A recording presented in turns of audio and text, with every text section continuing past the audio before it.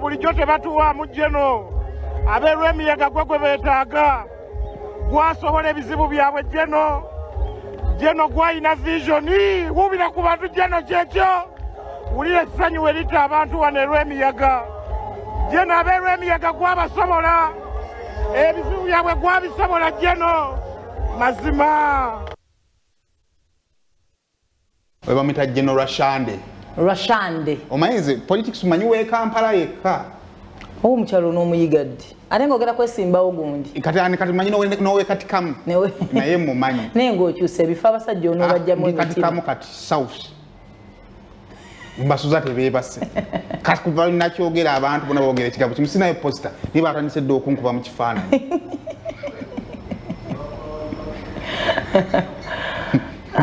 Naye zikati oli omukyalo naye simumanyi kati nga mpulira Rwashande Ssekikubo kati sinasosola okulowooza nga ndowooza Ssekikubo yagenda okugyayo Rwashande ne bantereeza ne bagamba nedda Rwashande yagenda okugyayo Ssekikubo.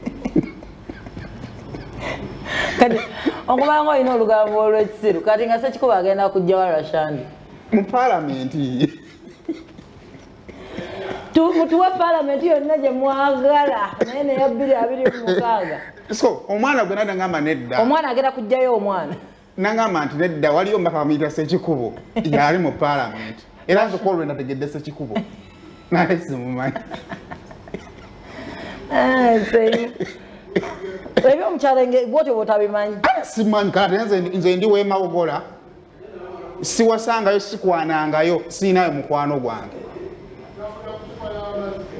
kati nze bangamba mulaba ngamba kyandibaka nakaluma eka kakalukwata buse kati nze ngamba kuba ebitambula bibiri Ssekikubo Rwashande Ssekikubo ki Rwashande kati nze bonatunda ku Ssekikubo ne ngamba nagala kujjayo muzeeyi wa kazi abakadde bakweba ne bangamba wa omuzeeyi agenda kujjayo yayagala okujjayo Ssekikubo ne ngamba byabufuzi by'Amawogola nze tebinkwatako buli omu abeere n'ebyewaabwe manyi byewaabwe nze manyi byekatikamu ekyo Jeno tottira muntu ku liiso jangu naye akasente kano kale ffe tulinze akamyufu mugenda kawulira naye abaana bazadde omugamba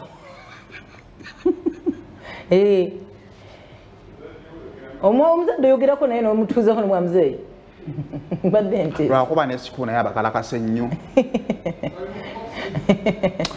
bane mumpe omuwanguzi wa Bwatula saagala buzibu kwefuddayo kwate simu okubira omuntu wama Bwatula myaka 9 egya telefina onyiga *238*10# osobola okubeera omuwanguzi w'emitwalo 10 kati era twagala tufune omuwanguzi waffe asoose kakati nga tetunnamufuna nga tugenda okumugwata bagenda mubwatula ogenda kati saa zino obeere nga obwatula kyasayinza okugwa ku ggwe kati ate era tulina ne wali *10# *238*10#